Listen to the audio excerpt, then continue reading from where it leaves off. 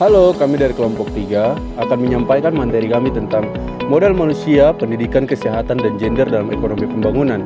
Sebelum kami masuk ke materi, izinkan kami memperkenalkan diri kami. Ada saya, Eki Perfidia Fluktuantes Losa. Saya Ridik Wilson Febran Mahe. Saya Reveniansa Sindua. Saya Anggun Ramadji Balong. Saya Timi Wakur.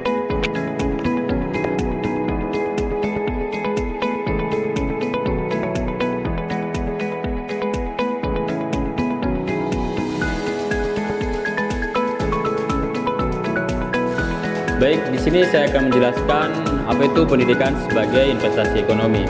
Nah, jadi pendidikan itu adalah investasi jangka panjang. Dengan pendidikan, masyarakat memperoleh keterampilan dan pengetahuan yang meningkatkan produktivitas. Negara dengan tingkat pendidikan tinggi cenderung memiliki tenaga kerja yang lebih kompetitif. Nah, menurut teori Gary Becker menjelaskan bahwa pendidikan adalah bentuk investasi modal manusia.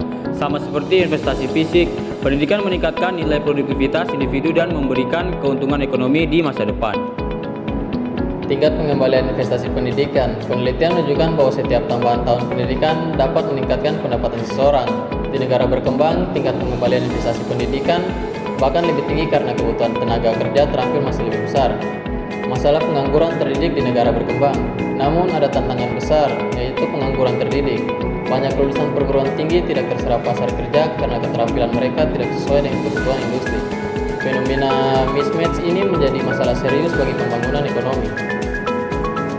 Kesehatan dan produktivitas tenaga kerja.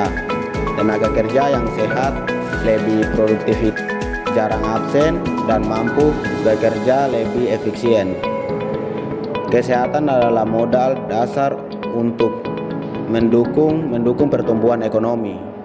Hubungan timbal balik, kesehatan dan pendapatan. Dan hubungan timbal balik, pendapatan tinggi meningkatkan akses kesehatan, sementara kesehatan yang baik membuat peluang untuk memproses pendapat lebih tinggi. Dampak malnutrisi terhadap kapasitas kerja. Malnutrisi menurunkan energi, konsentrasi, dan produktivitas. Anak-anak dengan gizi buruk cenderung memiliki prestasi akademik rendah, sehingga berdampak pada kualitas tenaga kerja di masa depan. Efisiensi alokasi anggaran kesehatan publik. Karena itu, alokasi anggaran kesehatan harus efisien, fokus pada pencegahan seperti imunisasi dan gizi, lebih efektif daripada hanya mengandalkan pengobatan. Gender dan pembangunan. Peran perempuan dalam pembangunan ekonomi. Partisipasi perempuan memperluas basis produktivitas nasional. Perempuan yang aktif dalam UMKM, misalnya mampu meningkatkan pendapatan keluarga sekaligus memperkuat ekonomi lokal.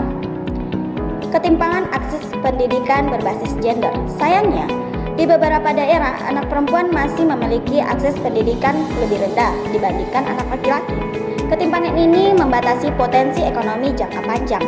Dampak pemberdayaan perempuan terhadap kesejahteraan keluarga.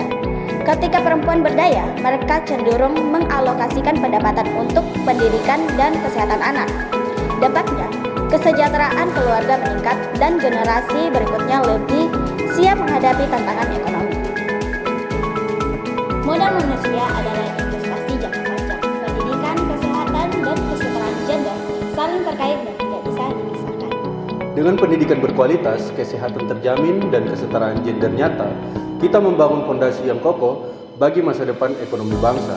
Sekian pembahasan dari kami kelompok 3 tentang modal manusia, pendidikan, kesehatan, dan gender. Terima kasih.